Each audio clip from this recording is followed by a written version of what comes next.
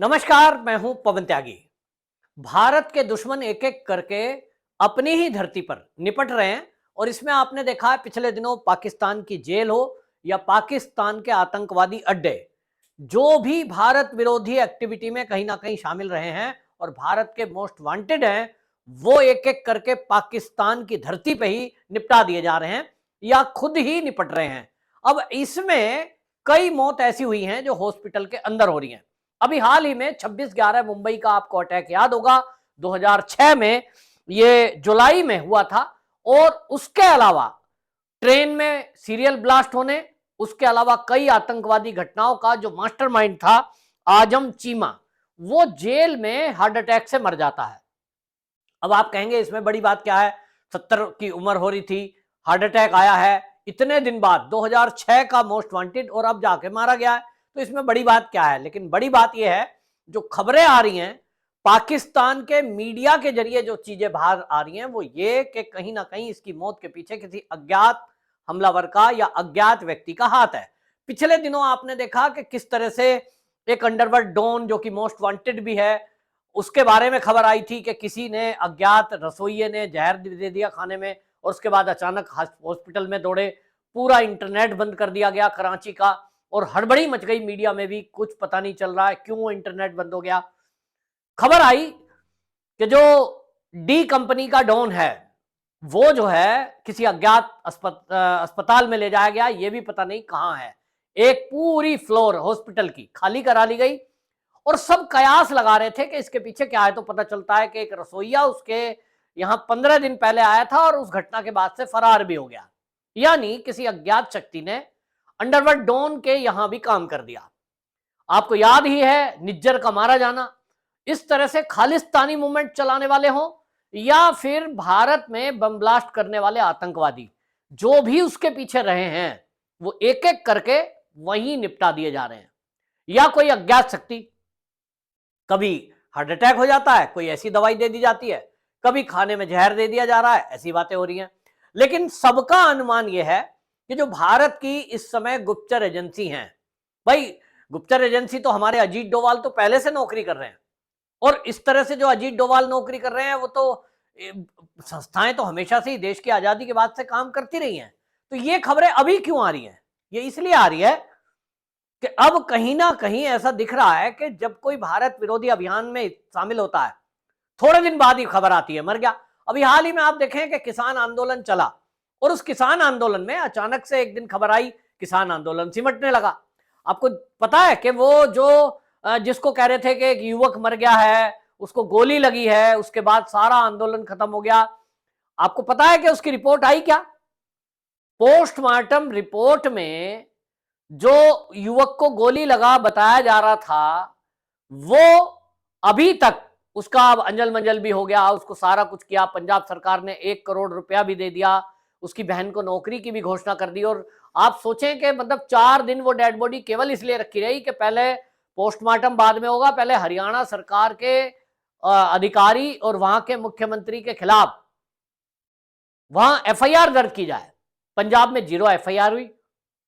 सवाल ये उठ रहा था कि अगर जो है 0 एफआईआर ही करनी थी तो पहले ही दिन कर लेते। इसका मतलब यह था कि कहीं ना कहीं जो मेरे पास खबर आ रही थी वो तो ये थी कि वहां सरकार, पंजाब में ये दबाव बनाया जा रहा है कि पोस्टमार्टम रिपोर्ट में चाहे घटना कुछ भी हो, आप ये लिखो कि गोली से मौत हुई है। जबकि हरियाणा की पुलिस बड़े अधिकारी लगातार प्रेस कॉन्फ्रेंस करके और मीडिया में ये जानकारी दे रहे थे कि उन्होंने सिंगल गोली नहीं चलाई। जब गोली पुलिस ने नहीं चलाई, पुलिस की गोली चलाने का तो रिकॉर्ड होता है सबके पास, मीडिया के कैमरे थे, और ऐसे में आप सोचें पुलिस झूठ कैसे बोल सकती है? क्योंकि जब ये पता हो कि मामला इतना हाईलाइट है और उस मामला हाईलाइट होने के बाद वो तो पोस्टमार्टम भी होगा, तो अगर हरियाणा की पुलिस के अफसर झूठ बोल रहे हो, डीजीपी रैंक का व्यक्ति, कि हमने गोली नहीं चलाई, ऑफिशियल अगर वो कह रहे हैं मीडिया में, और इधर पोस्टमार्टम में गोली आ जाए तो क्या होता? पूरा मीडिया भारत का ही नहीं विदेशों का भी ये कह रहा होता कि हरियाणा का पुलिस का डीजीपी रैंक का व्यक्ति झूठ बोल रहा है। देखो जी, पोस्टमार्टम में तो गोली आई है। लेकिन आपको पता है बाद में वो रिपोर्ट का कोई अब चर्चा नहीं कर रहा है। यही है एक टूल किट कि किसी मुद्दे पर झूठ बोलो, फिर उस झूठ को फैलाओ, फिर उसकी टूल किट एक्टिव होती है, मीडिया में खबरें चलाई जाती है। और सोचिए कि अगर उसमें त्वरित कार्रवाई ना करती हरियाणा की पुलिस, तो अभी तक पूरे देश में इन लोगों की दंगा कराने की साजिश थी कि पूरे देश में एक किसान युवक को गोली मार दिया गया हरियाणा पुलिस द्वारा, पूरे हरियाणा में बवाल कर दो, पूरे देश में प्रदर्शन कर दो। और कोशिश में इन्होंने क्या किया कि जो संयुक्त किसान मोर्चा है उसमें चाहे राकेश टिकैत है, चंडूनी है, ऐसे नेताओं से संपर्क भी किया कि आप हमारे साथ शामिल हो जाओ, पूरे देश में आंदोलन करेंगे। लेकिन इनका षड्यंत्र इसलिए फेल हो गया कि चाहे राकेश टिकैत हो, चाहे चंडूनी हो, फिर चाहे और भानु प्रताप हो, ऐसे कई नेताओं से जो इन्होंने संपर्क साधे, उन सब ने इनके आंदोलन में आने के लिए मना कर दिया। और मना क्यों कर दिया? आपको लग रहा है ऐसे ही उनके मन में देश प्रेम उमड़ गया होगा, राकेश टिकैत के मन में एक देश प्रेम आ गया कि नहीं भाई, देश में अव्यवस्था नहीं करनी, चुनाव आ रहे हैं, ये सोच के मना नहीं करा है। यदि आप ये सोच रहे हैं, वो जो मना उन नेताओं ने किया है वो इसलिए किया है क्योंकि उनको ये बता दिया गया है कि आपके कंधे पर बंदूक रख के ये खालिस्तान की मांग करने वाले लोग अपना एजेंडा चला रहे हैं, और इस एजेंडे के चलते भारत की सरकार सख्त कदम उठाएगी। और सख्त कदम में फिर मत कहना कि अज्ञात शक्ति ने हमें गोली मार दी, मतलब कुछ भी हो सकता है।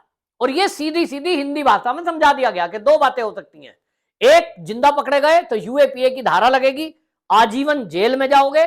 और मोदी सरकार ने जो यूएपीए की धाराओं में बदलाव किया है उसमें यह प्रावधान है कि जो भी आतंकवादी कनेक्शन में कहीं पाया जाता है इन्वॉल्व, वो यूएपीए की धारा में अगर कहीं भी लिंक पाया जाता है तो संपत्ति भी पूरी तरह जब्त होगी। तो संपत्ति जब्त होगी, यूएपीए की धारा लगेगी, आजीवन जेल में रहोगे। दूसरा ऑप्शन क्या है? दूसरा ऑप्शन यह है कि जो गुप्त ऑपरेशन चलते हैं हमारी एजेंसियों के, अगर यह सिद्ध होता है कि यह देश विरोधी एक्टिविटी में आतंकवादियों के कहीं ना कहीं लिंक में था, तो हो सकता है कोई गुप्तचर एजेंसी का सीक्रेट एजेंट किसी दिन गोली भी मार सकता है। यह चलता है सब।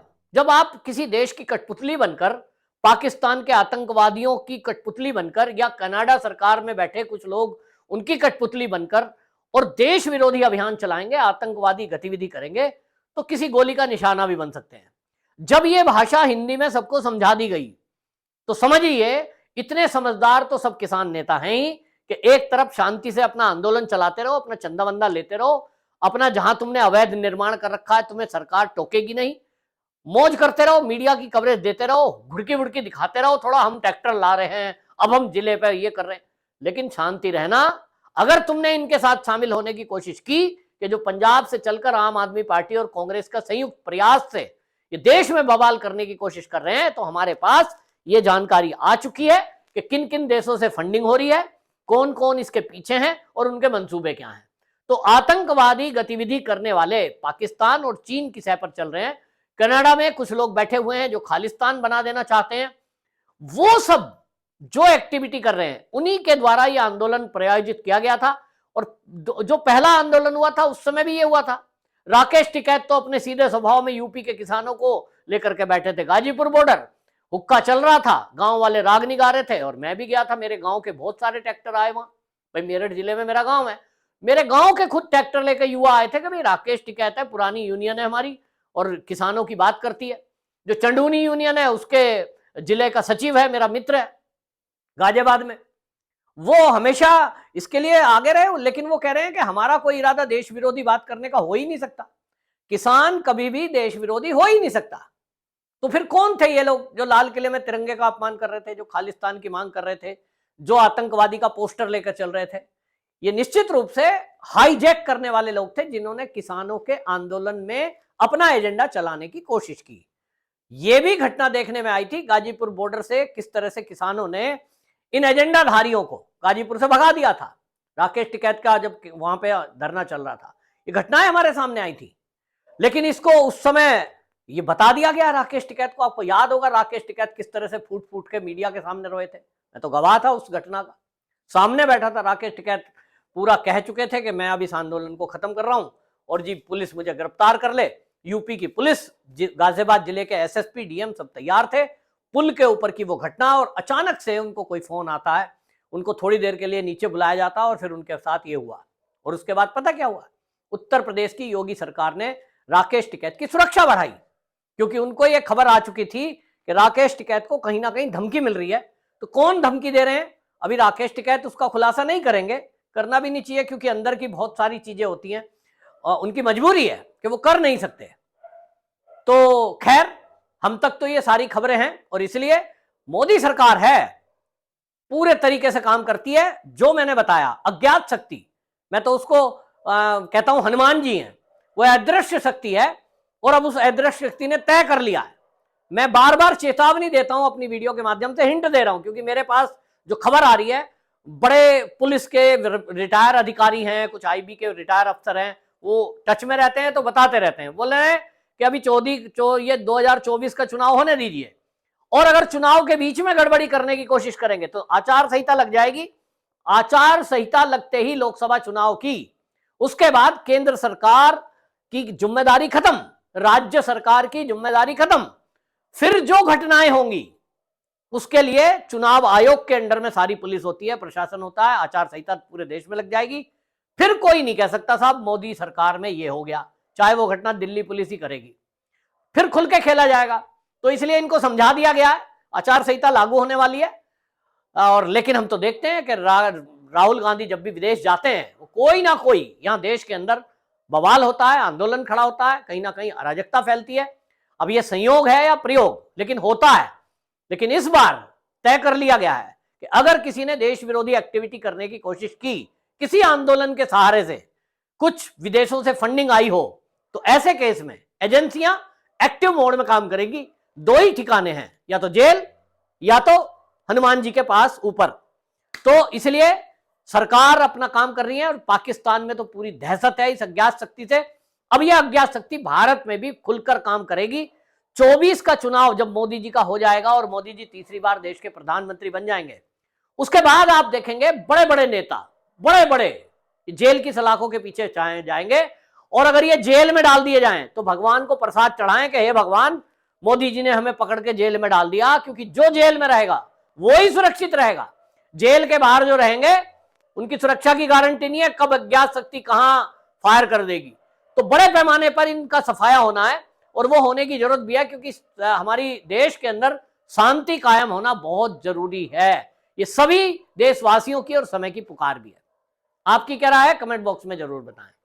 वंदे मातरम।